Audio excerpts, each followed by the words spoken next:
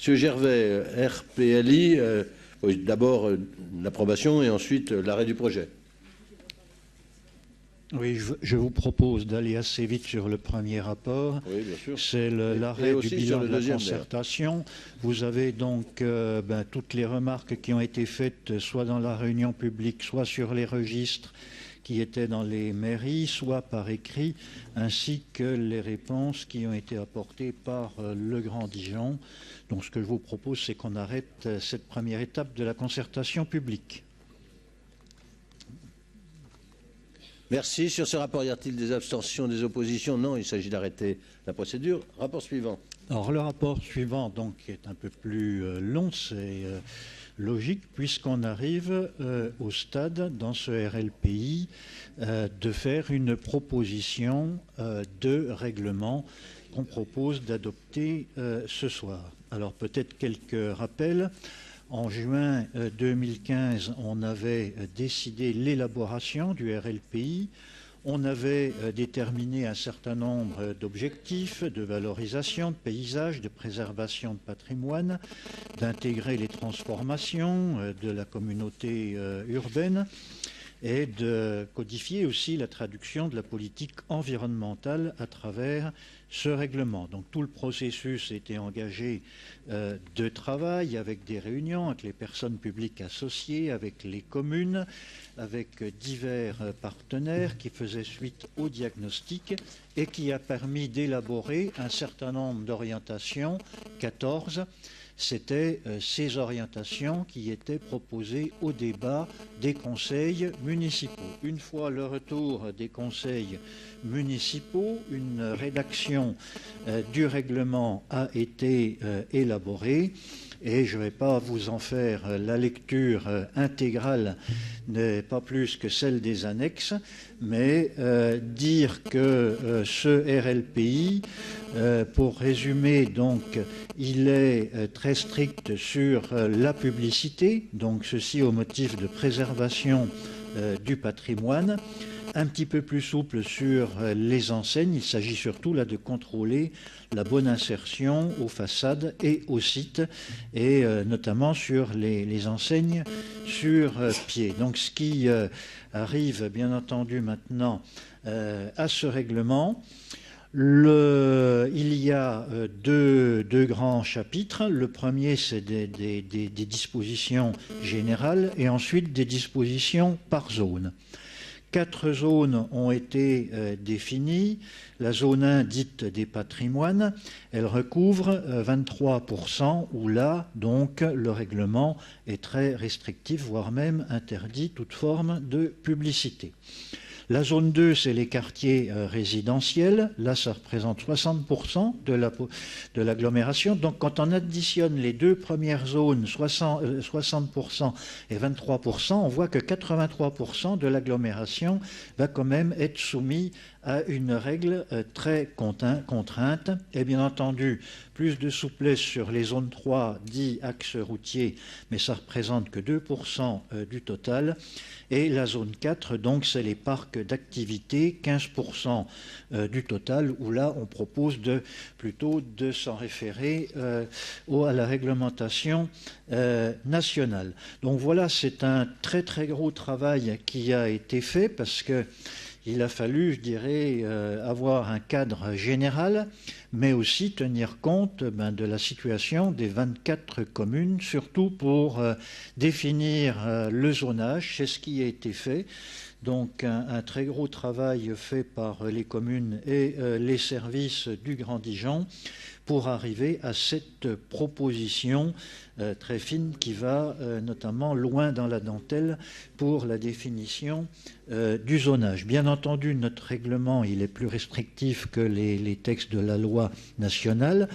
C'est le but, et notamment, je pense, aussi par rapport à l'énergie, aux ressources en énergie, puisqu'on limite l'utilisation donc des publicités et enseignes éclairées de 2 heures supplémentaires par rapport à la loi. Donc c'est quand même des avancées très importantes et une prise en compte beaucoup des remarques qui nous ont été faites. Donc ce qu'on propose ce soir, c'est d'adopter le projet qui ensuite va retourner dans les communes qui devront l'adopter aussi, les 24 communes, retourner devant les personnes publiques associées, la commission nature, paysage et des sites de Côte d'Or, pour en septembre lancer l'enquête publique et après l'enquête publique, en fin d'année, approuver le règlement définitif qui aura évolué ou pas en fonction de toute cette procédure. Et puis après, une fois qu'on aura adopté notre règlement intercommunal de publicité, il faudra se mettre en conformité, 2 ans de délai pour la publicité, 6 ans pour les enseignes, et là, ce sera le travail, je dirais, des maires, puisque c'est le pouvoir de police des maires qui sera chargé d'appliquer ce règlement. Voilà, j'ai été très très vite, mais je veux dire, c'était beaucoup travaillé avec les communes qui connaissent donc ce dossier sur le bout du doigt. Effectivement, merci Monsieur Gervais. Monsieur Bourguignat demande la parole. Oui, Monsieur le Président, chers collègues, depuis le début, nous suivons avec intérêt ce dossier du règlement local de publicité. André Gervais le sait bien. C'est effectivement un travail de longue haleine. Alors, à nos yeux, le règlement local de publicité doit avoir 4 objectifs. Offrir un cadre de vie agréable aux habitants du Grand Dijon, qui ne doivent pas voir leur environnement immédiat pollué par la publicité. Agir concrètement pour l'écologie urbaine et le développement durable. Je rappelle que les 693 panneaux 4x3 que compte aujourd'hui l'agglomération représentent 43 tonnes de papier par an. Ces chiffres éloquents donnent une idée des économies qui pourraient être faites. 3e objectif, améliorer l'image de la ville auprès des touristes, en particulier ceux qui arrivent par la route. La première image qu'on a d'une ville est souvent celle qui reste. Et heureusement, les forêts de préenseignes qui occupaient les bas-côtés des voies d'accès à Dijon ont aujourd'hui quasiment disparu. Et puis 4e objectif, ne pas gêner les entreprises locales. Autant une grande enseigne nationale n'a pas besoin de publicité 4x3 pour être connue des consommateurs, autant la présence de chevalets pour indiquer l'emplacement d'un commerce de quartier doit être facilement autorisée. Beaucoup des remarques que nous avons faites précédemment ont été prises en compte dans les règlements qui nous est soumis ce soir. Les panneaux publicitaires lumineux seront éteints une partie de la nuit. La loi impose l'extinction entre 1h et 6h du matin. Le règlement prévoit une extinction entre 23h et 7h. Pour ma part, moi j'avoue que je serais allé encore plus loin en fixant l'extinction à 21h.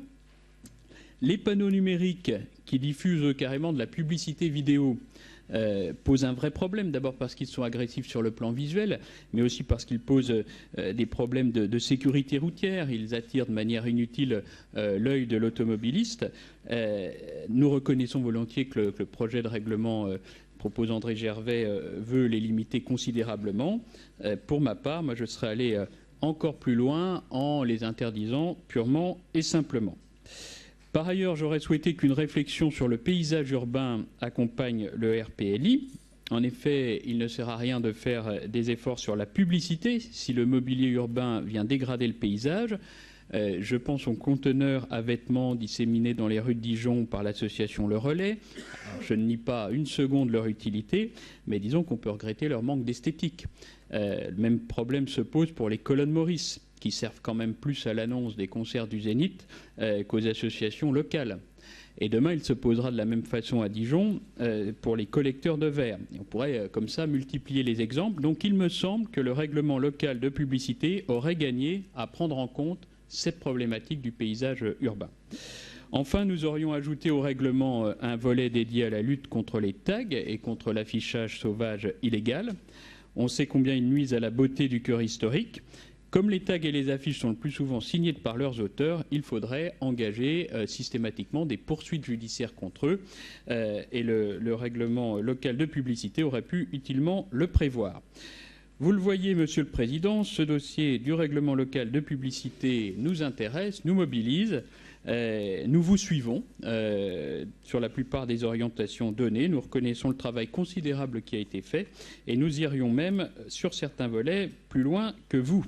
Voilà, je vous remercie de votre attention en vous disant que nous serons évidemment amenés à participer, à contribuer à l'enquête publique qui s'ouvre. Merci, M. Bourguignat. Je donne la parole, bien évidemment. Vous allez la voir, madame. Et Oui, vous avez la parole. Madame Perrin-Louvrier a la parole. Merci, Monsieur le Président. Moi, je voudrais répondre à mon collègue Laurent Bourguignat pour lui dire que ce n'est pas le rapport de notre collègue Gervais, comme il l'a dit, mais de l'ensemble des communes de la CU qui ont énormément travaillé, l'ensemble des conseillers municipaux d'ailleurs pour Fontaine. Et je tiens à remercier le rapporteur d'avoir salué le travail de nos conseils municipaux. Merci, madame. Je voudrais dire à M. Bourguignat, j'ai entendu ce qu'il dit, sur les tags, il ne faut pas se tromper, M. Bourguignat. Hein, on porte plainte quand la ville est concernée, mais on ne peut pas le faire pour des particuliers. Hein. Il y a pas, si les particuliers ne portent pas plainte, il n'y a pas de plainte déposée. Moi, je ne vais pas porter plainte pour un tag sur le mur d'une maison privée.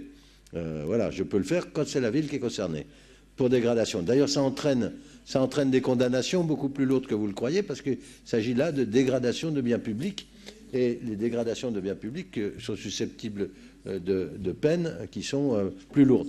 Il y a beaucoup d'arrestations. Beaucoup d'arrestations. Le problème, c'est que la justice met du temps à agir, et quand il s'agit des mineurs, ce n'est pas exactement comme cela. Mais des travaux d'intérêt général peuvent être demandés. C'est vrai que c'est une ville qui est encore aujourd'hui, quand on compare aux autres villes, très propre. Très très propre. Allez dans les autres villes, allez vérifier. Moi, je me bats contre ça, la ville se bat contre ça le plus possible. C'est vrai que c'est épuisant. L'autre jour, je ne sais plus à quelle occasion, la police me disait qu'ils avaient saisi 30 litres de peinture. 30 litres de peinture qui étaient dans des petites bouteilles et dans des petites bouteilles de lait pour les cacher, pour les jeter sur les bâtiments et tout. Il y a une volonté de dégrader l'espace public. Et donc, voilà. En tous les cas, la ville, elle dépense, et elle a raison de le faire, beaucoup d'argent, trop malheureusement, voilà, pour entretenir. Vous savez que tout propriétaire qui demande immédiatement l'intervention de la ville, il y a la ville qui intervient de manière différente, suivant d'ailleurs les murs auxquels les murs qu'ils doivent traiter. Voilà. Merci à l'ensemble de nos collègues pour le travail qui a été fait au conseil municipaux. Vous avez raison. C'est un travail de longue haleine. Merci à André Gervais qui a contribué. Merci au service. C'est vraiment un travail qui est porté depuis maintenant 2 longues années, et donc on en voit le début de l'aboutissement, puisqu'il s'agit de l'arrêt du projet. Sur ce rapport, y a-t-il des oppositions?